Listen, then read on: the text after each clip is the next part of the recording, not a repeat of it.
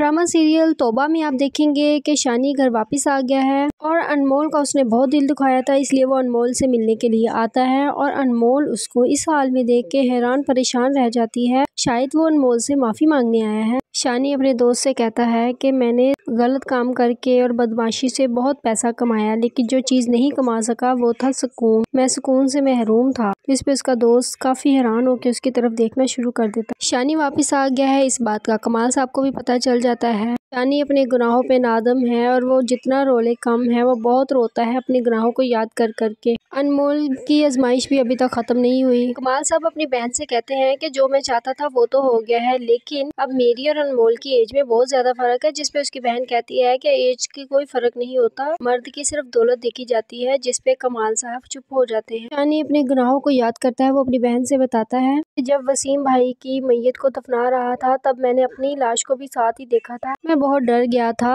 यानी कब आप दरवाजा खोलता है तो सामने पुलिस खड़ी होती है, जिसपे वो पूछता है कि क्यों आए हो, तो वो कहता है तुम्हारे बेटे को गिरफ्तार करने आए हैं। इस इंस्पेक्टर उसको बताता है कि तुम्हारा बेटा एक नंबर का बदमाश है। जिसपे उसका बाप कहता है कि जब वो बदमाशी करता था और खुलेआम सब कुछ कर रहा था, तब तक तो तुम लोगों ने उसे नहीं कुछ कहा। अब जबकि वो राय रास पे आना चाहता है, तो फिर क्यों उसे एक ऐसे जुर्म के लिए पकड़ रहे हो जो कि उसने खुद किया भी नहीं है। कमाल साहब ने शानी को पुलिस से अरेस्ट करवा ही दिया। देखते हैं कि नेक्स्ट एपिसोड में क्या होता है, किस तरह से शानी खुद भी बाहर आता है और अनमोल को कमाल की गिरफ्त से बचाता है।